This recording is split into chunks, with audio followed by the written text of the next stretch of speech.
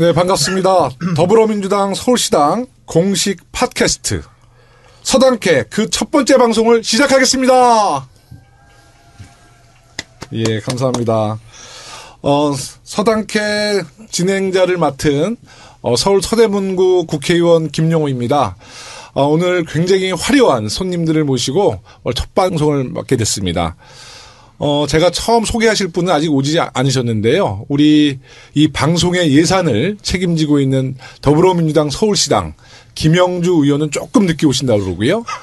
또 그 서울시당 당직자 여러분들 저 뒤쪽에서 예, 손 흔들어 주시고 계시죠? 네. 자, 예산 많이 좀 지원하셔서 우리 오시는 게스트들, 우리 거마비례도 좀 잘 챙겨주시기 바라겠습니다. 자, 그러면 방송을, 시작하기 앞서 우리 서당캐 방송은요, 여러분들이 열심히 청취해 주시면 둘째, 넷째 주 금요일 밤에 녹화할 예정이지만 많이 청취해 주시면 매주 할 수도 있으니까는요, 우리 여러분들께서 열심히 좀 들어주시고 응원해 주시기 바라겠습니다. 자, 오늘 첫 번째 손님 너무나 우리 많은 분들이 좋아하고 있는 우리 더불어민주당의 비밀병기입니다. 누군지 아시죠? 비밀병기? 저예요? 네. 우리 김병기 의원님 오셨습니다. 네, 안녕하십니까. 반갑습니다. 김병기입니다. 예, 우리 서울시당 디지털 소통위원장도 역임하셔서요. 앞으로 시간 되시면 저랑 공동 MC도 좀 맡아주셨으면 좋겠습니다. 좀 생각해 보겠습니다. 예. 말을 잘 못해가지고 제가. 예, 저랑 고정하시면 네. 굉장히 이 방송이 격이 아주 많이 높아질 것 같습니다. 네. 최선을 다하겠습니다. 또 최근에 가장 화제가 되고 있는 은평을이죠. 은평을에 은평갑입니다. 은평갑에 요새 거지가 국회의원으로 상한가를 때리고 계신 우리 박주민 의원님도 함께하고 계십니다. 안녕하십니까, 박주민입니다. 제가 초선 달고 원래는 상임위를 같이 했었어요. 안영희 상임위를 했을 때 저희 상임위에서 굉장히 큰 역할을 하셨다가 지금은 이제 법사위로 가셔서 우리 검찰개혁에 앞장서고 있는 우리 당의 대표적인 법률가이시기도 합니다. 마지막으로 소개하실 분 원래 나오나는 가장 마지막에 소개하니까는요. 우리 온라인의 대통령으로 일컬어지고 있는 정청래 의원님 모셨습니다. 네, 여러분 안녕하십니까. 이 시대의 참견인, 열일인 정청래입니다. 열일을 참견하고 있습니다. 예, 오늘 저가 첫 방송인데 좀 많이 옆에서 좀 도와주시기 바라겠습니다. 네, 그러겠습니다. 예, 오늘 진짜 역사적인 날 아니겠습니까? 네. 예, 오늘 우리 국민들의 촛불, 그 촛불의 힘으로 박근혜 대통령을 탄핵한 날입니다. 방금 전에 우리 탄핵을 했죠? 우리 정청래 의원님 말씀 들어보니까 이미 그 탄핵의 결과에 대해서 네. 예측하고 있었다는데요. 한번 말씀 한번 해주시죠.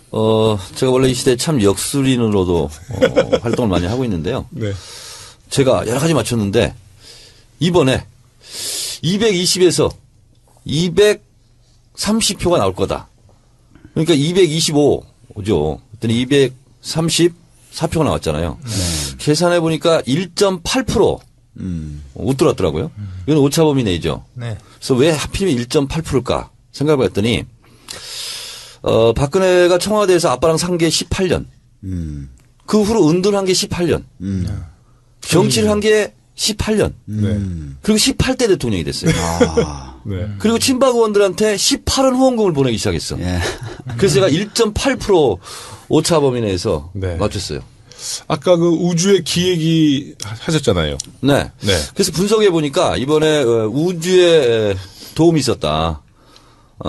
불참 1, 찬성 2, 3, 4, 그리고 반대 5, 6, 그 다음에 기권 7, 더해서 28. 네, 우주에 도움이 있었다. 이렇게 숫자가 정리하면 그러니까 찬성표를 그러니까 총 그 투표에 참여한 분이 299명이었죠 오늘. 네. 그러니까 불참 1, 네, 불참 1. 네. 그러니까 찬성이 234명. 네. 반대가 56명, 네. 무효가 7명, 기권이 2이니까 1, 2, 3, 4, 5, 6, 7까지는 다 있는 그렇죠. 거네요. 럭키 세븐이 네네. 네, 마지막 일자리수인데 네. 대한민국에 앞으로 럭키한 일만 있었으면 좋겠습니다. 그러면 오늘 찬성이 234표면 야 3당 공조 네. 빼고 비박 빼고 찬박 그러니까 친박도 찬성을 한 분이 있다는 거 아닙니까? 제가 220표 이상이 나올 거라고 예측했던 게 새누리당의 신보라 의원이었어요. 그분이 난 찬성표 던지겠다. 공개했어요. 네네. 그래서 친박에서도 균열이 생기는구나. 네. 그래서 우주의 기운을 모아서 계산해 보니 220에서 230이 딱 나오더라고요. 보니까.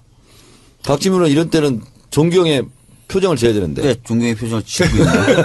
아니 근데 오늘 만약에 그 결과가 부결이 되고 그랬으면 우리 비박 핵심들은 박근혜 대통령이 어떻게 했어? 배신의 정치로 보이는데. 근데 이번에 네네. 오늘 뭐 가결이 돼서 다행인데 네네. 만약에 부결되면 네.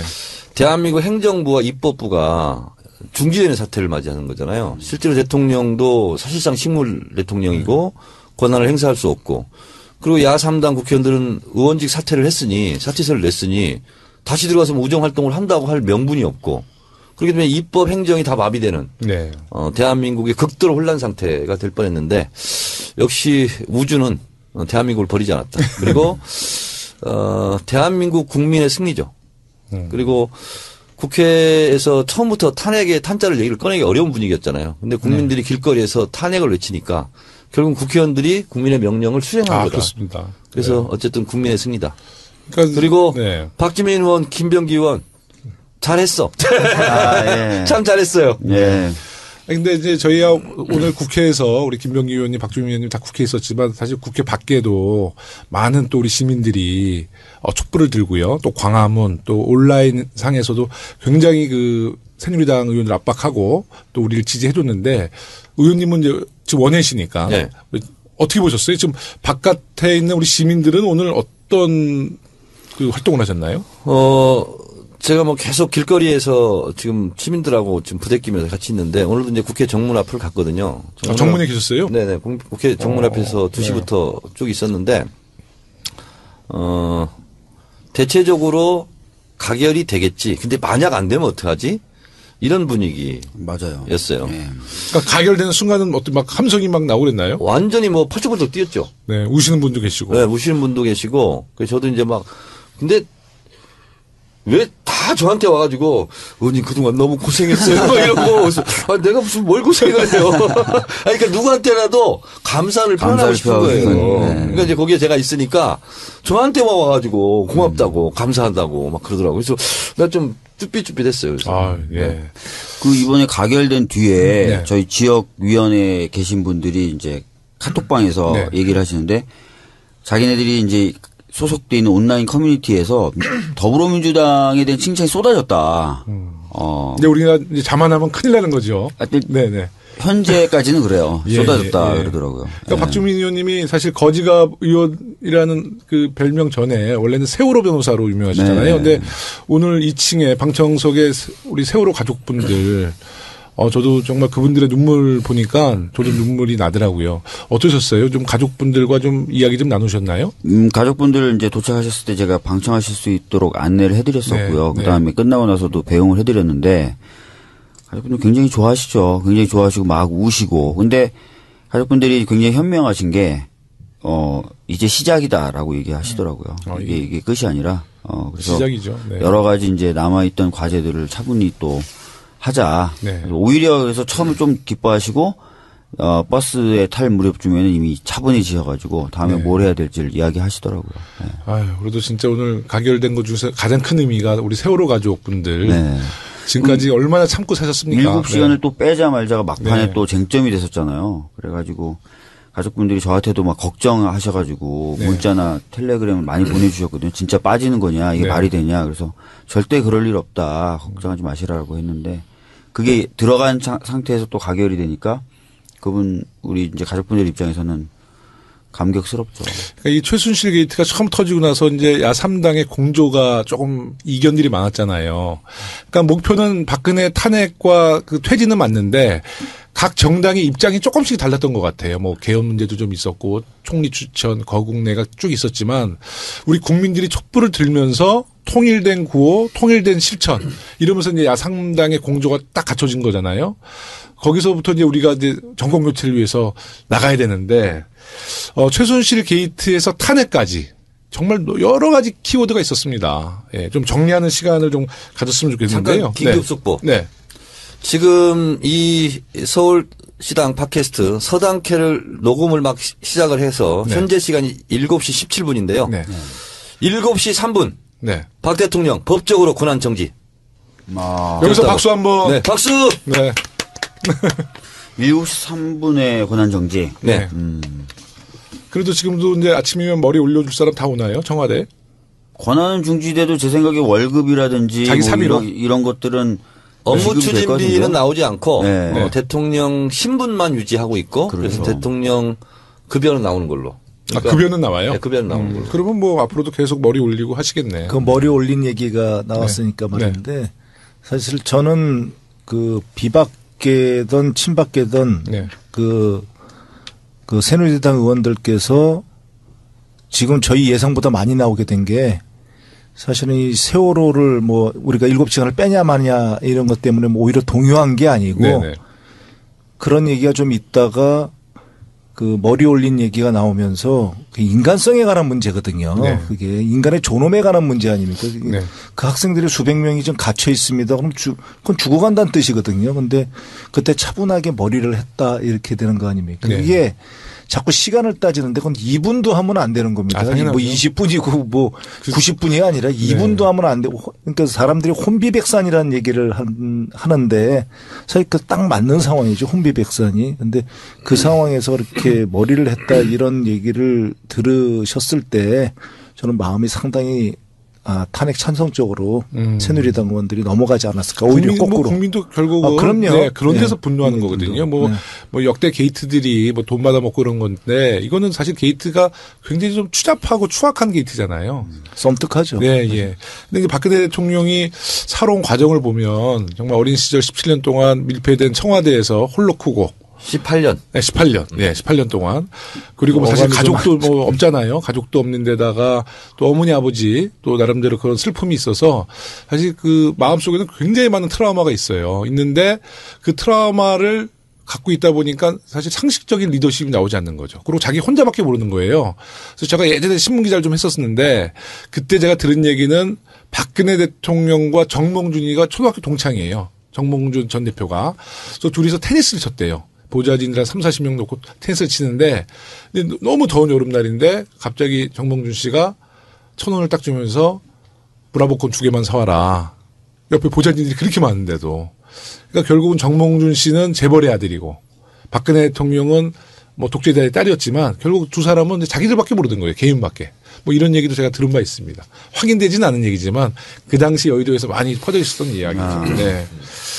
그래서 그 최순실 게이트가 터지고 나서 탄핵까지 사실 우리 더불어민주당이 뭐 의원님들 또 우리 정청래 의원님도 정말 밖에서 많은 역할을 해 주셨지만 또 언론의 역할도 이번에는 정말 컸던 것 같아요. 저희가 국정감사에서 폭로하면 또 JTBC가 그래도 WPC 발표함으로써 박근혜 대통령이 첫 번째 담화를 이끌어냈잖아요. 어떻게 보세요? 그러니까 박근혜 대통령이 역대 대통령이 이룩하지 못한 몇 가지 업적을 세웠어요. 첫 번째가 95% 국민을 대동단결시켰고. 그럼요. 그다음에 한겨레 경향, 조중동 모든 매체를 논조를 통일시켰어요. 논조 똑같더라고요. 논조를 통일시켜서 공격하게 만들었어요. 스스로. 사신성인으로. 그리고 초중고 학생들의 민주주의 체험 학습장. 네. 학습을 많이 시켰잖아요. 역사 교과서. 그럼요. 이번에 촛불 들고 막 체험 학습하고. 네. 그리고 양초 산업도 활성화시키고. 네. 그럼요. 이런 혁혁한 공헌들을 많이 했고, 무엇보다는, 지금 박근혜 대통령의 가장 큰 업적이 뭐냐면, 본인과 함께, 박정희 신화까지 깨부수고 있는 중이에요. 네. 그래서 본인 스스로. 아버지 손잡고 지금 끌어내려가고 있어, 지금. 네. 그래서 이번 기회에, 유신망령, 그리고 친일 잔재도 한번 화끈하게 청소해 볼 수 있는. 그러니까 제가 이제 거리에서나 또는 대학교나 이런 데 강연이나 뭐 아니면 거리에 집회 때 만나보면 많은 분들이 친일 청산을 얘기하세요. 네. 이번 사태를 보고 이번 사태가 왜 발생한 것 같냐. 과거부터 한 번도 청산되지 않았던 이 친일의 잔재들 때문에 그렇다라고 얘기하신 분들이 굉장히 많았다는 거죠. 그래서 아까 말씀하신 대로 진짜 친일 청산에 대한 문제를 정말 강하게 다시 한번 각인을 시켜준 것도 이 최순실 박근혜 게이트인 것 같고요. 그다음에 아까 또 말씀하셨던 민주주의 체험장이라고 얘기하셨잖아요. 대학생들이나 고등학생들이 그런 얘기를 해요. 자기네들이 데모를 지금까지 소극적이었던 이유는 한 번도 그런 경험을 안 해봤다는 거예요. 근데 이번 일을 통해서 집회도 나가보고 시위도 나가보니까 앞으로 비슷한 일이 있으면 또 나갈 수 있겠더라. 이런 얘기를 합니다. 근데 다만 제가 좀 걱정스러웠던 거는 광우병 때도 많이 나왔습니다. 고등학생이나 네, 대학생들이. 그렇죠. 근데 별로 승리의 기억으로 안 남아있어요. 그 세대들한테는. 그 고등학생과 대학생들. 근데 이번에 이제 이 경우에는 탄핵도 국회에서 가결이 됐고 해서 네. 조금은 승리의 기억으로 갖게 되지 않을까. 그래서 앞으로도 계속 자신감 갖고 뭐 거리에 나올 수 있는 그런 계기가 되지 않을까라는 기대를 좀 가져보게 하더라고요. 지금 뭐 트럼프 신정부도 우리 촛불을 지지한다고 그랬잖아요. 그리고 중국도 굉장히 좀 소리 없이 지켜보는데 유독 일본만 박근혜 대통령 탄핵에 걱정하죠. 대해서 걱정을 하고 있어요. 탄핵되면 안 된다고 일본이 걱정하는 이유는 뭘까요? 네. 아베 할아버지인가 아버지하고 네네, 뭐 네. 박정희하고 뭐 친하잖아. 아, 그래요? 네. 같은 입장이죠, 지금 본인도. 그러니까 이제 뭐 소녀상 문제나 한일 군사협정 문제나 이런 역사적인 또 배경이 있는 거군요, 그게요. 그렇죠. 네. 하여튼 그러니까 탄핵이 잘 됐습니다. 한일 군사정보 네. 보호협정이나 위안부 합의가 박근혜 대통령이 저런 식으로 물러가면서 다시 되돌려질까봐 네네. 걱정을 많이 한다 그러더라고요. 네. 그리고 그 좀 언론 얘기 나왔는데 이제 조선의 그 갑작스러운 변화. 이제 저희가 탄핵 오늘 이제 의결했으니까 이제 조선은 앞으로도 어떻게 할까요? 그 조선은 다시 이제 새로운 보수 정권을 만들기 위해서 다시 변신을 할까요? 아니면 우리가 정권 잡을 걸 알고 조금 고개 숙여서 들어올까요? 그렇지 않습니다. 그렇지 않습니까? 이제 박주민 의원이 잘 아시겠지만 검찰은 이번에 검찰이 잘한 것처럼 보이잖아요. 네. 나름대로. 네. 근데 검찰은 절대로 그 죽은 권력에는 충성하지 않죠. 그리고 원래 집권 4년차가 되면 청와대 말 안 들어요. 박근혜 정권이 죽은 정권이라고 생각하니까 네, 네. 썩은 고기를 찾아다니는 그 하이에나처럼 물어 뜯은 거고. 네. 근데 이번에 그 TV조선 채널에도 우리가 잘 봐야 될 것이 박근혜 대통령은 끊임없이 비판했지만 동시에 문재인 추미애는 계속 또 깠어요. 계속 공격하고 있죠. 그러니까 뭐냐면 TV조선 채널A 조동 이런 데는 새로운 권력을 만들어야 되겠는데 본인들이 그래서 친눈 빼고 다 모여라 하는 제3지대 제2의 3당 야합 이거의 큰 그림을 가지고 있고 그래서 제가 계속 박지원 대표를 예의주시하면서 네. 제가 트위터로 70번을 제가 지금 사실상 공격했어요. 박지원 대표를. 네. 네, 네. 그래서 지금 휴전 상태인데 탄핵을 앞두고 잠시 휴전하겠다 해서 2차 휴전을 제가 했어요. 휴전 협정을 맺은 건 없지만 나 스스로 네. 또 휴전을 했는데 계속 김무성과 함께 네, 뭘 네, 해보려고 했잖아요. 네. 그래서 제가 조금 더 말씀드리면 앞으로 우리가 4단계를 잘 거쳐야 되는데 첫 번째 단계를 넘었다. 네. 탄핵과 비탄핵. 두 번째는 개헌과 비개헌. 이걸로 또 할 거예요. 그다음에 세 번째는 제2의 3당 야합과 그렇지 않은 이 대결이 될 것이고 그다음에는 대선이 될 거예요. 그래서 지금 우리가 1단계를 거치고 있다. 그래서 2단계, 3단계, 4단계가 있는데 4.19 때도 4.19 세력들이 정권을 못 잡았어요. 5.18 때도 전두환이 잡았어요. 87년 6월 항쟁 때도 노태우가 잡았어요. 그래서 해방이 됐을 때도 독립운동 세력이 못 잡았어요. 친일이 잡았어요. 역사적인 고비, 대중들이 진출하고 혁명적 기운이 있을 때마다 우리는 그 이후에 권력은 그 반대파들이 오히려 잡았거든요. 그래서 이번에는 김대중 빼고 다 모여라 했던 것은 한나라당 정권의 연장이었잖아요. 민자당 정권의 연장이었듯이 문재인 빼고 다 모여라 해서 만들어지는 정권은 정권의 교체가 아니라 정권의 연장이라는 사실. 그래서 거기까지 네. 진정한 정권 교체와 민주정부 수립 네. 그리고서 친일단체 청산 유신망령 적폐 척결 박근혜 부역자 처벌 네. 이런 것까지 다 나가야 되는 거예요. 세월호 진상규명 책임자 처벌 국정교과서 테러방지법 원위치시키고 그리고 재벌 소유구조 지배 개선하고 그다음에 언론개혁도 하고 네. 이런 적폐된 과정들을 이번에 일거에 해결하지 못하면 우리는 또 되치기 당한다. 그것을 우리는 잘하자. 그러니까 이제 조선일보나 보수 언론이 이제 그런 우리의 틈새를 보고 네. 굉장히 정말 이의제의 시키겠죠. 네. 네. 야권 분열 시키고 앞으로 굉장히 이간질을 시킬 제가 이 시대에 것이다. 참 네. 역술인으로서 예언합니다. 이 탄핵 국면 이후에는 끊임없는 야당 분열 그리고 친박에 얹어서 친노 때리기 이거를 계속 할 겁니다. 앞으로 두고 보십시오. 그러니까 주로 이제 저희가 예상하는 것은 이제 개헌 내지 제3지대로 이제 뭉치는 거 아니겠습니까? 네. 거기서 우리 뭐 정의당은 그럴 이유가 없는데 이제 국민의당이 사실 조금 의혹의 눈초리를 좀 보고 있죠, 저희. 근데 한 가지 국민의당이 뜨거 이번 했던 것이 뭐냐면 박지원 대표한테 6만 통의 문자 폭탄이 갔잖아요. 그래서 움찔하면서 갑자기 페이스북에 김무성을 공격하기 시작했어요. 박지원 대표가. 그래 보면서 뭐 캥기냐? 뭐 마치 뭘 들킨 것처럼. 그래서 또 그걸 제가 계속 또 비판을 했어요. 근데 이제 우리의 숨은 비밀 병기 의원께서 잘 해주세요. 국정원 출신이니까 그런 것은 국정원 출신들이 잘하잖아요. 국정원 얘기는 제가 좀 이따가 흐름 분석 이런 거. 저 사람이 왜 저러는지. 네. 사실 이게 직접 민주주의가 이번에 이렇게 작동을 한 거 아닙니까? 근데 우리나라는 이게 대의민주주의에서 직접 민주주의가 작동을 했다는 거는 이유의 어떤 이유이듯이 이유로 불문하고 정치권이 반성해야 된다. 결국 정치권이 제 역할을 못하니까 국민들이 나서준 거거든요. 맞습니다.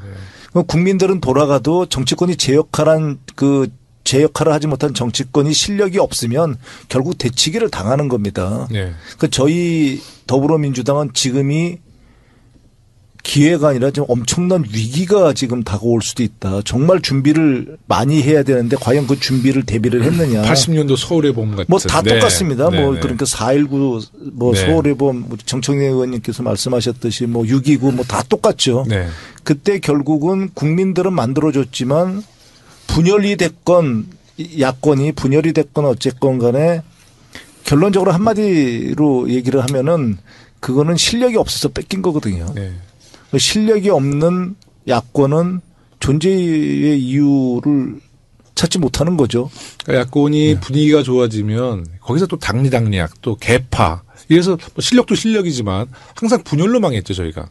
사실 대다수의 국민들은 항상 우리 진보를 밀어줬어요. 근데 결국 저희는 항상 흩어져서 분열로 이 정권을 많이 이제 실패했죠. 정권 교체 실패했죠. 뭐 제3지대 뭐 여러 얘기를 하고 있지만 결국 정치공학적인 얘기를 하는 거는 사실 국민들의 그 여망에 굉장히 배신을 하는 행위들이라고 저는 생각을 해요. 말씀하신 김에 그 최순실 사건이 처음 터졌을 때 이 등장인물들이 일단은 꽃미남들이 많이 나왔잖아요. 뭐 고용태, 이성한 또 차은택. 근데 이제 이 사건이 좀 조짐이 있었을 때 다 해외로 도피했잖아요. 최순실, 정유라는 독일, 차은택은 중국, 고용태는 태국. 근데 또 들어온 과정들도 굉장히 많은 의구심이 있어요. 좀 이따가 다시 말씀을 드리겠지만 일단 예를 들면 고용태는 자기 발로 들어왔는데 키맨이었잖아요. 핵심이었는데 아무런 제재 안 당하고 들어왔어요. 그리고 1시간 후에 그 언론에서 검찰이 행방을 뭐 소재 파악을 하고 있다. 그날 밤에 변호사도 없이 자진 출두하고 지금도 아마 입건 안 됐을 겁니다. 네. 뭐 이랬죠. 뭐 최순실도 공항 안에 뭐 건장한 남자들이 데리고 나갔다는 거 아닙니까? 그리고 하루 시간 줬잖아요, 검찰이. 그리고 차은택도 2, 3개월 중국에 있다가 일본도 갔다 오고 그랬는데 제가 볼 때는 이제 우리가 사정기관이 경찰, 뭐 국정원 또 검찰이 있는데 주로 이렇게 해외 체류했을 때 이분들이 혹시 제가 좀 첩보가 있어서 한 말인데 국정원에서 좀 뒤에서 도와주지 않았나는 생각이 들어요. 뭐 제가 들은 얘기도 좀 있습니다. 혹시 일반적으로 어떻습니까? 이 정권 게이트가 터졌을 때 적어도 이번 건에서는 신중해야 된다. 뭐 이런 말씀을 드리는 게 그러니까 의혹 수준의 저한테 그러니까 이제 질문을 할 때는 보통 팩트를 듣고 싶은 거 아니겠습니까? 뭐 그렇다더라. 의혹이야 뭐 얘기할 필요 없는 거건데 아무리 의혹이 짙다 하더라도 팩트가 아니면은 그거는 대답을 하지 않아야 된다고 생각을 해요. 제가 제 신중하십니다. 네. 그런데 이번 경우에는 상당 부분 보면 국정원은 자기 위치를 일단 지킨 것 같아요. 아 그래요? 예. 그러니까 아주 빠르게 이 상황을 파악을 한 거죠. 상황을 파악해서 다른 데는 몰라도 특히 독일 그쪽에서는 자기 위치를 지키고 그리고 아까 건장한 남자가 그 얘기를 좀 하면 건장한 남자 4명이 와서 데려갔다는데 그거는 사설교원이라고. 예, 그건 뭐 국정원 직원 아닙니다. 아니, 근데 사설교원이면 공항 내에 못 들어가거든요. 예, 이렇게까지 네. 제가 얘기를 하는 이유가 있습니다. 그건 뭐 확인하셨겠죠. 아니요, 그 추모국장에 대한 얘기들을 하면서 이제 네. 많은 얘기들을 합니다. 근데 네. 제가 추모국장이 언론에 나온 그 순간 그 언론 보도를 보고 아, 추모국장 잡아넣기가 쉽지 않겠구나. 네. 라고 판단했습니다. 왜냐하면은 그 국정원 정보는 조심해야 되는 게 의혹과 팩트가 섞이면은 의혹을 갖고 물고 늘어지죠. 의혹 중에서 사실이 아닌 거. 네. 사실이 아닌 걸 가지고 증거를 갖다가 들이댑니다. 사실이 아니다. 그럼 다른 것들도 다 탄핵이 돼버리죠. 네. 네. 그래서 빠져나가거든요. 그렇기 때문에 그런 정보들에서 그 의혹과 사실이 섞이는 거, 그러니까 거짓과 사실이 섞이는 걸 굉장히 조심해서 제가 할 일은 거짓을 걷어내고 사실에 가까운 걸 갖다가 최대한 파악해가지고 공유를 하는 거겠죠. 그러니까 이번에 최순실 게이트에서는 사실 국정원에 대한 어떤 의혹이나 그런 거는 나온 적이 없죠. 지금 근데 국정원 출신이라서 뭐 국정원 감싸게 하는 건 아니죠? 뭐 국정원에서 그렇게 생각을 안 하니까 제가 전혀 감싸줄 이유가 없습니다. 김병기 의원이 말한 것은 진실이라고 믿고. 근데 보통의 경우를 제가 말씀드리면 보통 이제 외국에 가면 이제 국정원 직원들이 파견이 돼 있죠. 있죠, 대사관에. 파견돼 네. 있고 대사관에 뭐 다른 이름으로 영사나 네. 이런 걸로. 그다음에 이제 경찰청은 또 외사과 직원들이 네, 나가 그렇죠. 있잖아요. 네. 대체적으로 두 군데 핸들링을 많이 하죠. 보통의 경우. 주요 인물들이 만약에 그 주재국에 입국을 하면 그건 당연히 그 신분 파악을 하고 있어야 되는 거죠. 그건 뭐 기본 임무니까요. 근데 이제 국정원 직원은 정보위 의원들이 가잖아요. 그러면 국정원에서 나와서 케어를 해요. 아, 그래요? 네. 그 정보위 의원들만. 근데 다른 그- 의원들이 오면 안 나타나. 그 핵심 3명의 그 뭐 최순실, 고용태, 차은택. 하여튼 귀국 날짜를 하여튼 누구랑 조율을 했다고 그래요.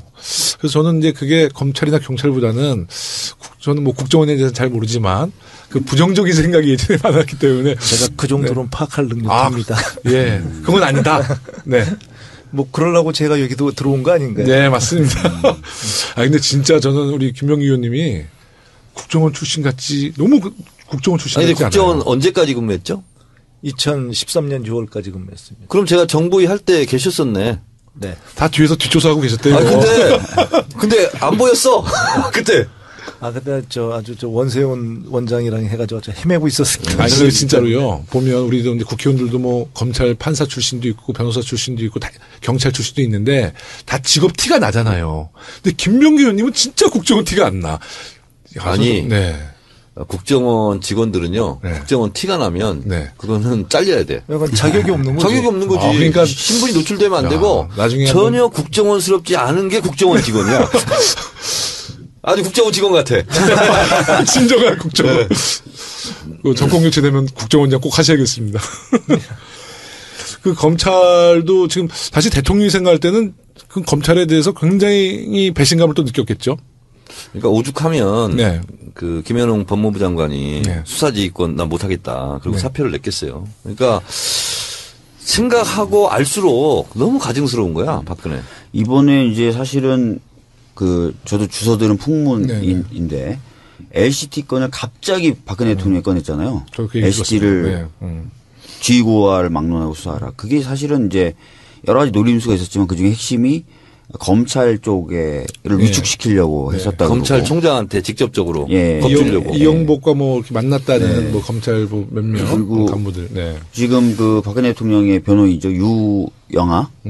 유영아 변호사를 선택한 이유도 원래 믿는 사람이긴 하지만 지금 수사를 담당하고 있는 서울중앙 쪽에 네. 검사들과의 어떤 뭐 관계가 있다라는 의혹도 제기되고 있어요. 그래서 계속해서 이제 어떻게든 음으로 양으로 영향을 미치려고 했었던 정황은 보이는데 그런 시도들이 지금 현실적으로 먹히진 않았던 것 같고 네. 최종적으로는 이제 수사가 좀 진행이 된 거죠. 그건 아마 특검이라는 카드를 의회가 들고 있었기 때문에 네. 검찰 입장에서도 나중에 특검이 수사해서 이만큼 결과를 나올 건데 자기네들은 요만큼 수사해서 내놓을 수가 없었던 그런 것 아니었겠나. 그러니까 사실 그 뭐 최순실 게이트에서 우리 검찰의 역할만 잘해줬어도 이렇게 사건이 커지진 않았을 것이고요. 또 국민들도 이렇게 실망하지 않았는데 사실 우리나라 검찰을 좀 항상 이제 이 정권 때마다 우리 검찰에 대한 이 정치 검찰에 대한 얘기가 나오는데 우리 박주민 의원님이 검찰 개혁에 대해서 제일 관심이 많으시잖아요. 아니 뭐 다들 관심 많으실 텐데 저는 최근에 어떤 법을 하나 냈는데 네. 이번에 이제 제가 등원을 한 다음에 대검을 3번 방문합니다. 네. 저 혼자 방문하는 게 아니라 동료 의원들하고 저도 항의 같이 갔었죠. 백남기 어르신 때문에. 어버이연합 네. 그다음에 백남기 어르신 그다음에 이번에 K스포츠하고 미르 때문에 네네. 수사 좀 하라고. 네. 근데 느끼셨겠지만 가면은 해주는 얘기 없고 실제로 수사도 안 했죠. 그렇죠. K스포츠하고 미르 같은 경우도 한겨레가 일면에 사진을 때리죠. 네. 그 관련된 서류를 파쇄해서 내놓은 사진을. 그래서 네. 그걸 지적하면서 수사를 하라고 했지만 더 안 나갔었고 어버이연합 때도 기억나시겠지만 정경련의 해당 부서에 하드를 다 교체하고 네. 메일을 다 삭제하고 이런 정황을 JTBC에서 보도를 했음에도 불구하고 수사를 하라고 그래서 항의 방문 갔는데 수사를 안 했어요.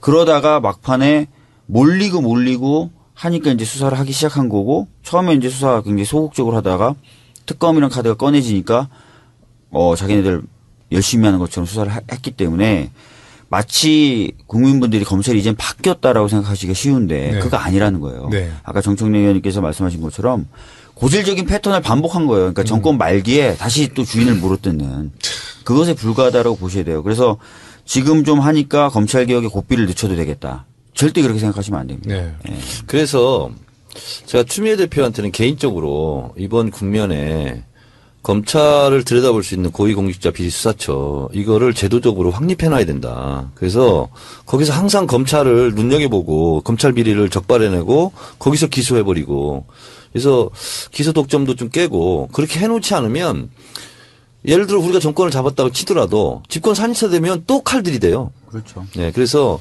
이번 기회에 그거는 박주민 의원이 책임지고 좀 하세요. 국민의 명령이에요. 예, 뭐 고위공직자 비수사처 같은 경우는 저희 당론 법안으로 돼서 있고 국민의당하고도 합의가 된 거라서 힘 있게 좀 추진을 할 수 있을 것 같고 저는 개인적으로 검사장 직선제 법안을 발의해 놨습니다. 그러니까 주민들이 직접 검사장을 선출하게끔. 투표로? 네, 투표로. 그럼 자기들도 명함 뿌리고 우리처럼 머리 조아리면서 네. 그거 해야 돼요. 그 네. 공약을 아예 낼 때부터 그 지역에 맞는 공약을 법원장도 같이 포함되는 거죠? 아니 그냥 검사장. 검사장만. 근데 법원장은 왜 빼봤어요? 그것까지 미처 생각을 못 좋은데, 했는데요. 검사장. 그래서 네. 어제 그게 나한테 항상 지도를 받아야지. 검사장 하면 당연히 법원장도 해야지. 예. 어제 근데 빅데이터 분석을 한번 한 걸 발표를 했어요. 저희 의원실에서. 네네, 근데 네. 보니까 진짜 말씀하신 대로 저희는 검사장이나 검찰 개혁에 대해서만 꽂혀 있었는데 많은 분들이 경찰, 네. 법원, 그다음에 국세청장까지도 직선으로 뽑고 소환하고 싶다는 욕구를 강하게 표현하시대요. 선관위장도 아마 포함이 될 거예요. 나중에. 네, 그런 식으로. 아니, 그럼 검사장이 되려면 조건이 있나요? 자격 조건이? 아니, 뭐 검찰 출신이어야 돼요? 저희가 낸 법안에는 10년 네. 이상 경력, 법조 경력, 그러니까 변호사든 판사든 검사든 일반인은 안 10년. 되고 왜냐하면 법을 그래도 다루긴 일반인이면 정청래 의원이 피의자는 검사장은 안 돼? 나가면 잘하실 것 같아요. 피의자 출신. 피의자 출신. 10년간 피의자였다. 구속 2년 이상 유경험자 이런 거. 나도 한번 해보게. 하여튼 뭐 그래서 제가 법안을 발의했다고 하니까 반응이 굉장히 뜨거웠고요. 아, 그럼요. 예. 그리고 돌아다니면서 인사를 할 때 많은 분들이 뭐 거지갑 이야기하시는 분들도 있었지만 검사장 직선제 꼭 통과시켜 주세요. 이란 인사를 많이 받았어요. 거지 검사장으로 한번 네? 제가요? 출마하시면 무조건 될 것 같아요. 왜 겸손하시잖아. 아니 검찰이 지금 제일 문제가 국민 무서운 줄 모르잖아요. 네. 그렇죠. 수사권, 기소권 다 자기가 갖고 있는데 네. 왜 뭐가 자기들도 명함 뿌리면서 아침 새벽부터 관광버스 갔을 때 인사하고 이래야지 사람이 좀 좋아지잖아요. 근데 그렇죠. 검찰은 그걸 너무 모르잖아요. 저 이번에 빡빡하고. 서울중앙지검장에 출마한 박주민입니다. 네. 잘하실 것 같아요. 거지 검사장 박주민. 네. 정말 꼭 그 법안이 통과됐으면 좋겠는데 통과될 가능성이 있나요? 지금 대한변협이 갑자기 나섰어요. 네. 대한변협이 자기네들도 그거 하고 싶다고. 그러니까 아니, 근데 대한변협은 해야 일자리가 생기지. 그렇죠, 사실은. 그런 것도 있는데 대한변협이 원래 그런 식의 적극적인 걸 안 했었잖아요. 검사장 공천을 우리 당에서 하는 건 어떨까요? 각 당에서. 그래야지 우리가 또 검사를 딱 휘어잡고 근데 있죠. 법에는 그렇진 않습니다. 그렇겠죠. 무소속으로. 당연하죠. 정당 소속 교육감처럼. 없이. 네, 교육감. 그냥 농담을 한 말이에요. 네. 근데 그 법안이 꼭 통과돼서 이 검찰 개혁의 핵심이겠네요. 제가 지난번 전 안행이잖아요. 그래서 경찰청장 국정감사 때 왜 경찰은 검찰의 비리와 부정에 대해서 왜 영장 청구해가지고 수사를 안 하냐 그랬더니 영장을 청구해도 다 기각시킨다는 거예요. 자기들 식구들은. 네? 그러니까 이제는 뭐 관행이 돼버려가지고 검찰이나 검사들이 무슨 비리가 있어도 영장 청구 자체를 안 한대. 그러니까요. 그래서 알아봤는데 형사소송법에 검찰이 이제 압수수색 영장을 기각했을 때 지방법원에 재심을 신청하게 해주는 그 항목만 하나 만들면 그것도 검찰을 좀 개혁할 수 있는 조건이 될 수 있다고 그러는데 어떻게 생각하세요? 그렇게 말씀하시는 내용도 좋은 내용이고요. 네네. 기소나 불기소를 통제하는, 그러니까 직선이 됐다 하더라도 또 이 사람을 통제할 수단이 필요하거든요. 네. 그래서 그런 부수적인 장치들은 좀 많이 만들어야 됩니다. 네. 그러니까 말씀하신 대로 검찰이 검찰이어서만 무서운 게 아니라 수사지휘권을 통해서 그러니까요. 사실상 경찰도 통제하거든요. 그러니까 다 하죠. 어마어마한 숫자의 인력을 사실상 통제하면서 권한을 행사하는 사람들이고 네. 그리고 김대중 대통령 때부터 사실상 검찰의 정보 수집 기능을 허용했다는 거예요. 그래서 저도 뭐 자세한 건 모르는데 검찰 캐비넷 안에 뭐가 들어있는지 아무도 모른다는 겁니다. 그러니까 이제 건드리기도 무서운 존재가 돼버린 셈인데 확실하게 좀 개혁을 할 필요가 있죠. 네. 이번 탄핵은 처음에 이제 우리 더불어민주당이 국정조사를 통해서 정말 좀 인정할 건 우리 국민들도 좀 인정해 주실 건이 있죠. 우리 더불어민주당에서도 사실 많이 제가 네. 사직서 썼다 그랬더니 네. 페이스북에 그걸 올렸거든요. 네네. 근데 댓글들이 많이 달렸어요. 대부분 뭐 지지한다, 칭찬한다. 근데 비판하시는 분들도 많은데 있죠. 그 중에 한 분이 개가 나라를 구했다는데 빨리 사직해라 이런 댓글이 있었어요. 개가 나라를 구했다는 정유라의 개 때문에 고용태랑 싸움이 났지. 네. 네. 개가 나라를 구했다는데 빨리 사직해라라는 말도. 근데 이제 탄핵은 사실 뭐 우리 더불어민주당 뭐 언론 이렇게 있지만 사실 국민의 촛불. 그렇죠. 촛불 때문에 사실 우리 정치권도 정신 차렸고 또 우리 검찰도 지금 가장 쫄고 있는 게 우리 국민의 촛불 아니겠습니까? 그래서 정말 다시 한번 이 자리에서 우리 국민 여러분들께 감사를 드리고요.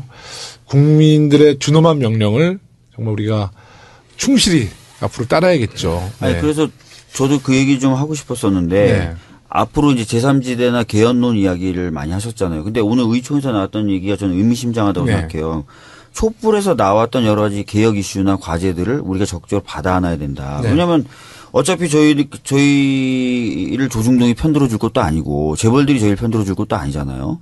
결과적으로는 촛불 민심과 같이 가야 되는 건데 이것도 괜히 뭐 어정쩡하게 뭐 조중동 눈치도 보고 언론 재벌 눈치도 보고 하면서 흐지부지 되다 보면은 그냥 계속 다 말려버리는 수도 있다고 생각해요. 제가 이제 밖에서 사람들 얘기를 많이 듣게 되잖아요. 네. 근데 국회의원들이 갖고 있는 정보나 촛불 든 국민들이 갖고 있는 정보나 수준이 똑같습니다. 그렇죠. 국회의원들이 더 많이 안다고 생각하면 안 된다. 네. 안 되더라고. 그러니까 이렇게 얘기하는 거예요. 개헌 그 얘기하는 사람들이 다 사꾸라예요. 지금 개헌 얘기하면 뭐 하자는 거예요? 우리가 다 알고 있어요. 다 아시죠. 그리고 제3지대 있잖아요. 이것도 이미 다 알고 있어요. 그래서 이 부분에 대해서 국민의당이 진짜 뭔가 우리 그렇지 않다라고 행동으로 보여주지 않으면 국민의당은 계속 당할 거예요, 국민들한테. 근데 국민의당이 제가 볼 때는 지금 국민들의 그 명령을 확실히 지금 느끼고 있는 것 같아요. 네. 그러니까 여론조사 보니까 호남에서 22%, 더불어민주당이 44%. 네. 근데 격차가 더 벌어질 거예요, 이제. 그런데 네. 제가 저 끼어들어 아닙니다. 언제든지 끼어드는 방송이에요. 네. 저희는 외람되지만 국민의당 걱정할 때가 아닌 것 같아요. 네. 그러니까 저도 이 얘기 좀. 그 더불어민주당 저희 당 걱정하기도 바쁘고 우리 저 더불어민주당이 이번 탄핵 국면에서 어떤 역할을 했다. 그런 저희들이 자평하는 것보다는 사실 저희들은 반성해야 될 점이 더 많은 것 같아요. 분명히 있습니다. 네. 아주 훌륭한 관점을 갖고 계십니다. 분명히 있습니다. 그러니까 후원금이 다 차셨구나. 이상한 말씀 하셔가지고. 김영호 의원도 훌륭한 관점을 많이 가지세요. 예, 그래서 저 후원금 지금 없어요. 하여튼 정말 우리 이제 검찰은 이제 뭐 끝난 거고 이제 특검에 또 우리 국민들이 거는 기대가 많은데요. 이제 앞으로 특검의 그럼 절차는 또 과정은 어떻게 될 것 같습니까? 또 제대로 수사는 하겠죠? 지금 특검 구성이 거의 마무리 단계입니다. 이제 시작됐죠, 이제 수사가. 조사가. 오늘인가 어젠가 10명 정도 더 네. 보내달라고, 네네. 인력을 네. 보내달라고 그래서 구성이 거의 마무리 단계고 이제 수사를 이제 하는 거죠. 근데, 약간 여기저기서 들리는 얘기가 좀 약간 걱정되는 얘기는 있어요. 뭐냐면 박근혜 대통령 그리고 그 비선에 대해서는 철저히 수사할 것 같은데 재벌에 대해서는 왠지 수사를 약하게 할 것 같다는 평이 자꾸 나옵니다. 이렇게 말들이 자꾸 나와요. 근데 사실 이 사건이 너무 전방위적으로 이루어져가지고 사실 조사할 게 너무 많고요. 아까도 얘기한 것처럼 모든 그 핵심 인물들이 다 외국에서 증거인멸을 다 해놨거든요. 2, 3개월 동안. 그래서 저는 처음에 들어왔을 때 이 사건이 굉장히 축소될 줄 알았는데 그렇게 은폐했는데도 불구하고 이렇게 커졌잖아요. 저는 이거 아직 빙산의 일각이라 보거든요. 그래서 특검이 제대로 좀 진실을 파헤쳐서 근데 이 조사 분량이 너무 많을 것 같아요.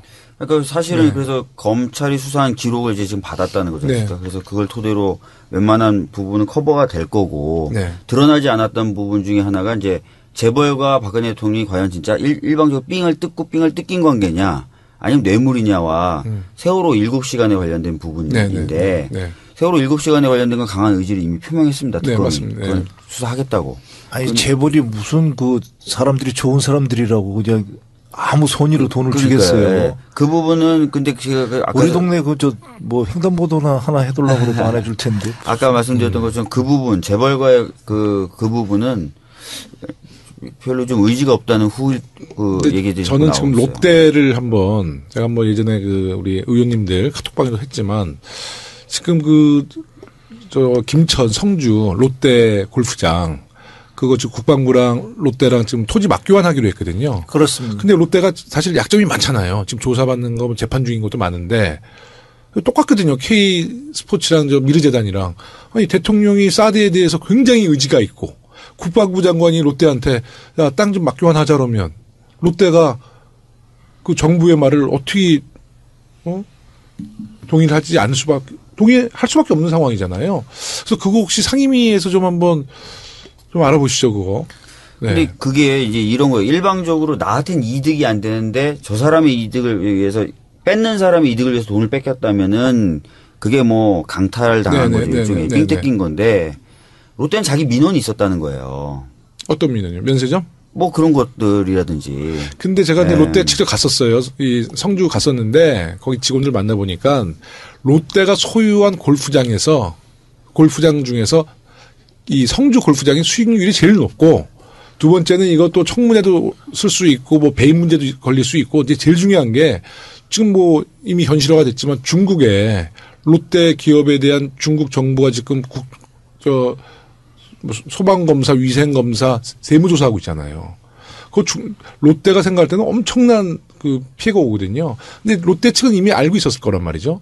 그렇게 불이익을 당할 건데 정부는 당연히 대통령이 의지가 있는 사업이고 땅 내놔라 그러면 저는 롯데가 줄 수밖에 없는 상황이었다고 봐요. 한참 동안 비자금 관련된 수사도 받았었죠. 네네. 그러다가 약점이 많았죠. 그러다가 한 분이 이렇게 하면서 그 비자금 관련된 건 흐지부지 좀 된 건데. 그러니까 하여튼 그런저런 그 불법적인 행위, 그 다음에 그것에 대한 뭐 이런 것들 통해서 민원이 롯데도 있었다고 볼 수밖에 없을 것 같은데요. 그렇죠. 이게 다 정경유착, 지난번 국정조사 때도 보니까 20년 전 이래재단과 너무나 흡사한 얼굴만 바뀐, 정말 씁쓸하더라고요. 왜냐하면 이제 이 사람들이 반성보다는 주로 이제 처벌을 받기 위해서 다 모릅니다.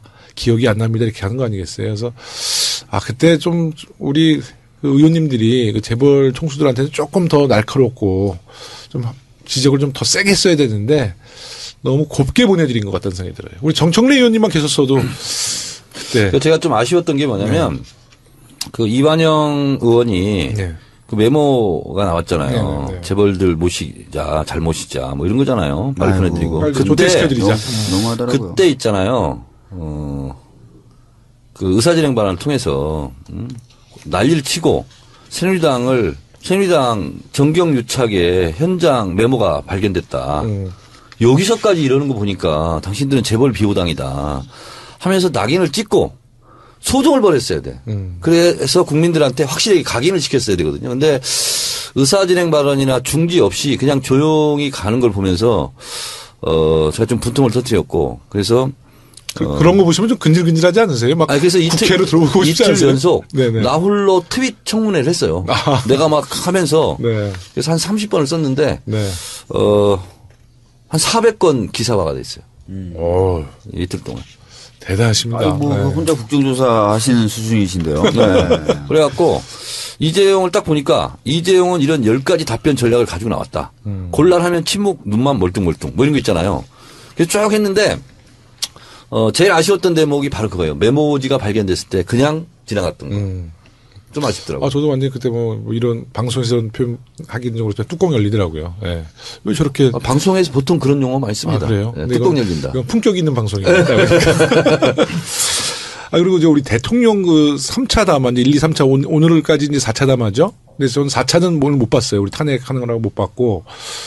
이 3차 담화를 함으로써 우리 국민들의 분노를 사실 더 잔하게 만들었잖아요. 그거 누가 뒤에서 코치하는 거예요? 혹시 김명기 의원님. 잘 모르죠. 네. 그런데 네네. 저는 좀 그렇게 봅니다. 뭐냐면 대통령은 진짜 그렇게 생각할 수 있다. 왜냐하면 대통령이 아까 그 자라오면서 형성된 그 퍼스널리티를 보면은 그럴 수밖에 없어요. 그러니까 본인은 그 사람들을 갖다 다스리려고 태어난 위치다라고 생각할 수 있습니다. 그러니까 사람의 어떻게 그러니까 사람의 격이 다르다고 생각할 수 있습니다. 그러니까 참 나는 그래도 국가를 위한다고 그랬는데 내 아는 사람들이 참 그렇게 잘못을 했다. 거기에 대해서 도의적 책임을 느끼지만 그렇다고 내가 뭐 돈을 먹은 건 아니지 않느냐. 그게 진심일 수 있다니까요. 아니, 돈을 안 먹었다고 보세요. 아니 본인이 진심이라고. 아니 그분한테는 그 정도 돈은 그냥 다 이렇게 걷어들여 가지고 쓰고 이런 게 자연스러운 거예요. 아버지 때처럼 자연스럽게. 아주 자연스러운 걸 수 있다니까요. 네. 자진상납. 그렇죠. 네네. 아니, 그러니까 이렇게 생각할 수 있어요. 죄책감이 없는 거지. 받아도 나는 죄책감이 없는 거지. 네. 또 하나의 국민 최순실을 부자 만들어줬다.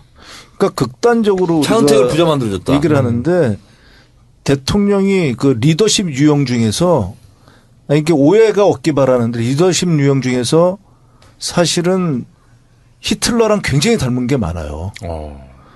히틀러 그러면 우리 대통령님을 얘기 안 하고 히틀러만을 얘기를 하면은 네. 히틀러는 너무나도 국가를 사랑해가지고 결혼을 국가랑 했어요.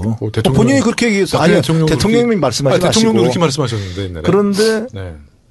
너무나 국가를 사랑해서 일을 해야 되기 때문에 밤새 일을 하고 새벽에 주무십니다. 네. 그래서 그 자는 동안에 노르망디 상륙작전이 네. 벌어지는데 잠을 못 깨웠다는 거 아니에요. 아침에 아무도 못 간다. 그럼요. 네.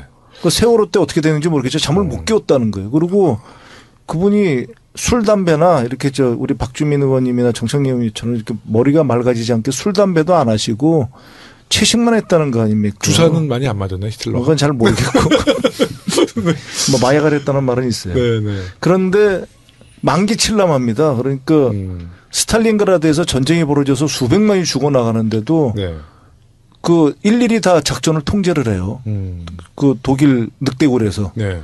만기 칠람하는 그런 형이거든요. 그러면서 나중에 히틀러가 자살하기 전에 자기가 너무 사람이 좋아서 마음이 정이 많아서 네. 그렇게 내 독하게 모질게 못했다.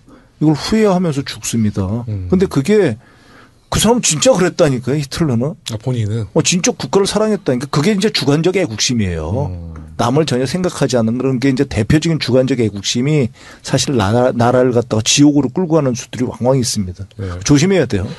어저께 밤에 근데 제가 한 말씀을 더 드리면 그걸 그러면 그 가까이 있는 사람이 몰랐냐. 네. 정말 새누리당 의원들이 몰랐냐. 난 새누리당 의원님들이 대단히 죄송하지만 종범이 아니라 공범관계다. 네네. 그걸 몰랐다고요. 부역. 대통령을 네. 옆에서 모셨던 사람들이 몰랐다고요.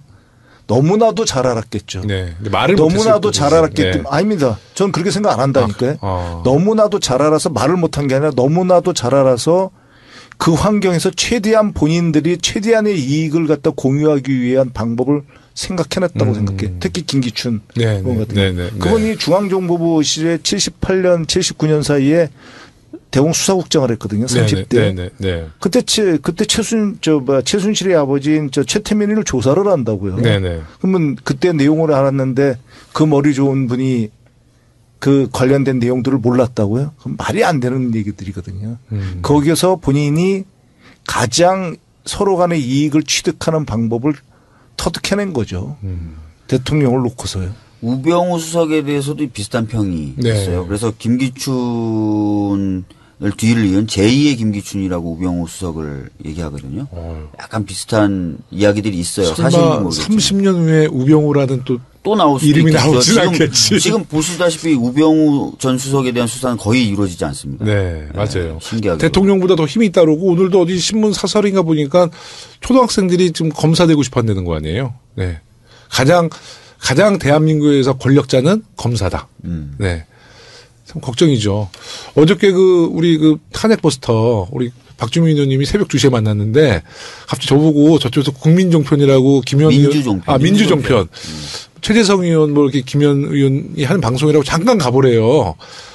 야, 근데 빠져나오기 위해서 저를 저를 제물로 자야 맞췄어. 되기 때문에.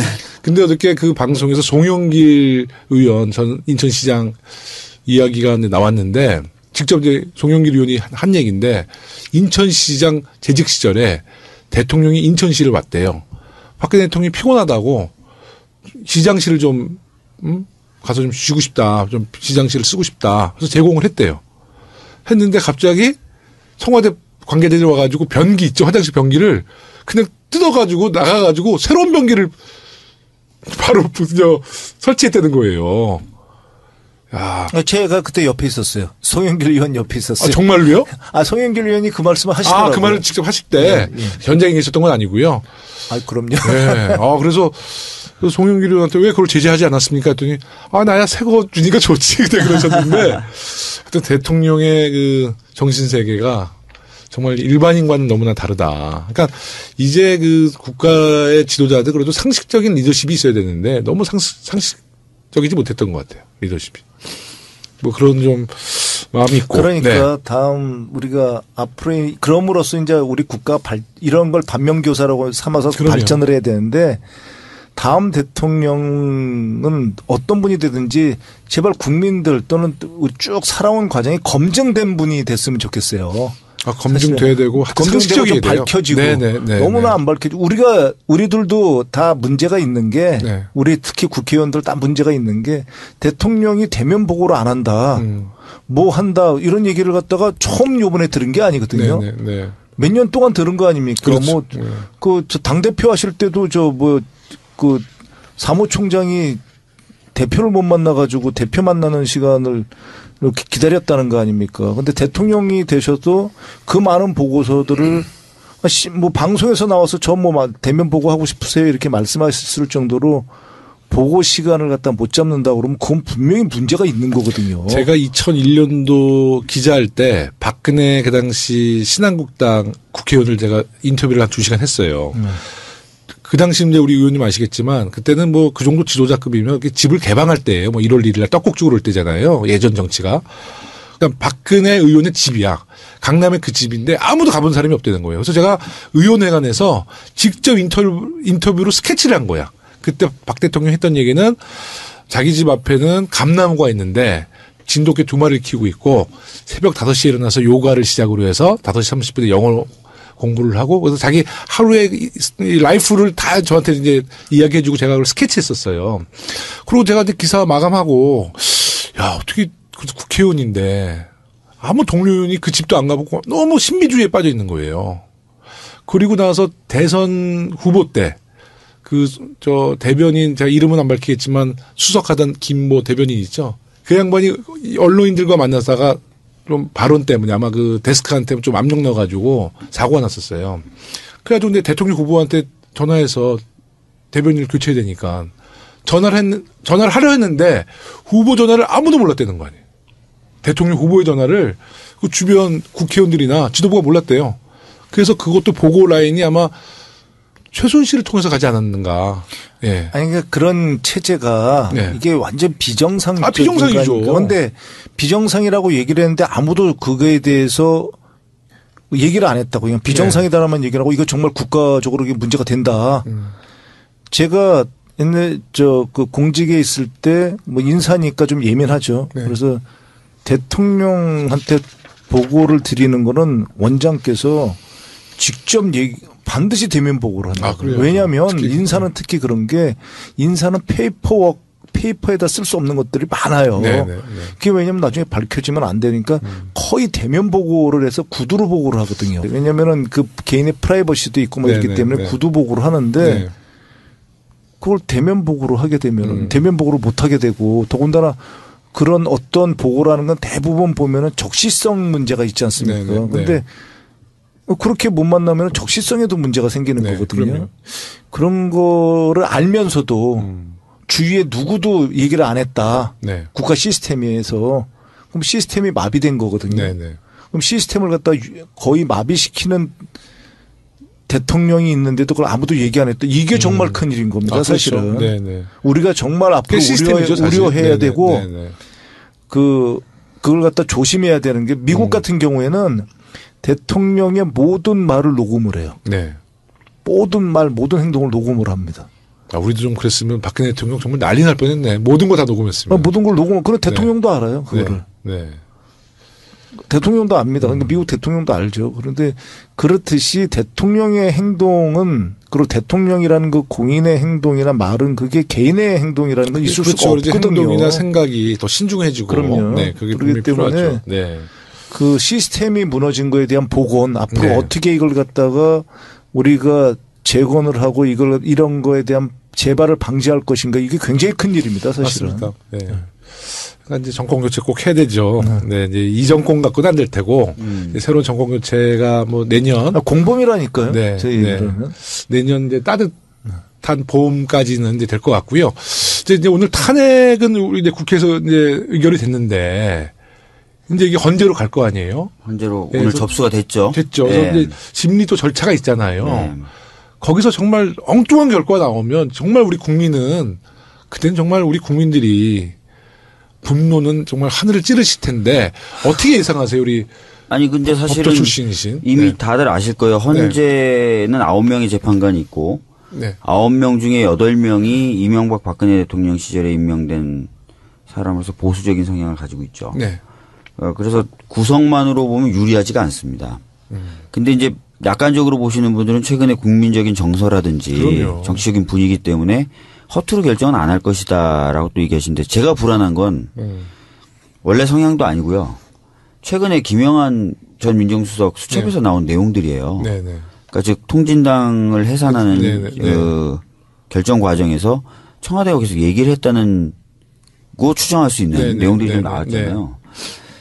저는 약점이죠, 어떻게 보면. 지금 현재 재판관들의. 근데 그때 통진당 그 당시는 이제 국민들의 그 여론이나. 아니, 제 얘기는 이거예요.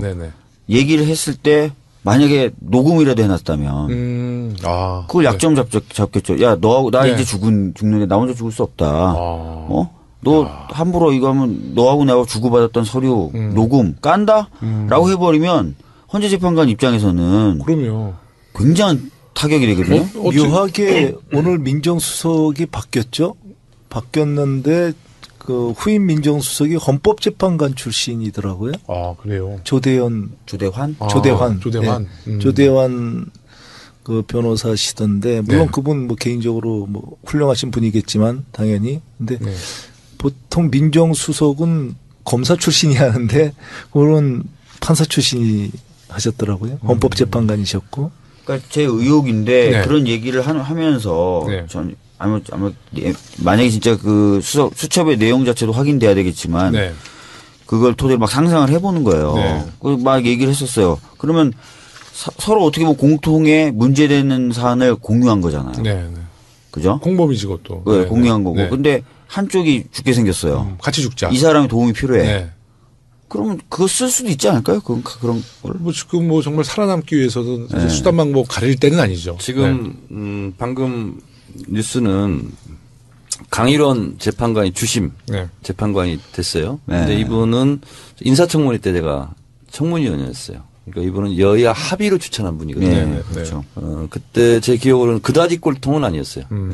그랬던 거고 그리고 오히려 지금 234표로 가결된 것이 헌법재판소로서는 가장 큰 부담이고요. 그리고 대법원에 비해서 비교적 헌법재판관은 정치적인 판단, 정무적인 판단을 하는 곳으로 우리가 알려져 있죠.